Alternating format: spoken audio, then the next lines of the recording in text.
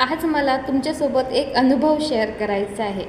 तो म्हणजे आमच्या कुडतरकर परिवारामध्ये सहसा कोणाला मुलगी नाही, सगळ्यांना मुलगेच आहेत आणि माझ्या लग्नानंतर मला मुलगी झाली. खूप वर्षांनी आमच्या परिवारामध्ये मुलगी झाली म्हणून सगळे खुश, सगळ्यांची लाडकी आहे ती, लाडोबाज आहे म्हणा. मग तिला 2 सख्खे चुलत भाऊ आहेत. ते श्रेयश आणि प्रथमेश. वयाने ते खूप मोठे आहेत, पण सांगायची गोष्ट अशी की तिचा लाडका मामा, लाडका काका आणि आम्ही सगळेजण तिला कुरकुरे, चॉकलेट, लॉलीपॉप काही देत नाही. आम्ही सगळेजण फळंच आणतो तिच्यासाठी. मग तिला कुरकुरे, लॉलीपॉप आणि आईस्क्रीम हे खूप आवडतं. मग तिचं डोकं बघा, आज तिने सकाळी काय केलं, त्या दोघांना व्हिडिओ कॉल करायला सांगितला. म्हटलं असंच करायला सांगते. मग केला मी व्हिडिओ कॉल. त्यावर तिने काय सांगायचं त्यांना, दादा मला लॉलीपॉप आण, आईस्क्रीम आण, कुरकुरे आण.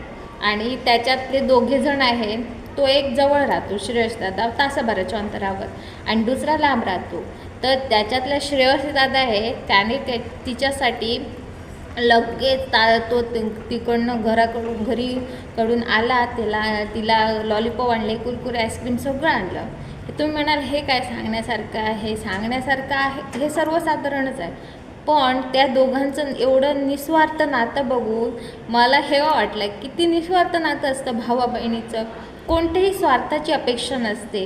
एक असावा भाऊ हट्ट पुरवणारा, एक असावी बहीण जिचे लाड पुरवावे, असावा भावा बहिणीचं नातं जे हेवा करण्यासारखं. एक तरी भाऊ असावा, एक तरी बहीण असावी, ज्यांना एकमेकांची साथ आयुष्यभरासाठी असावी. किती छान ना.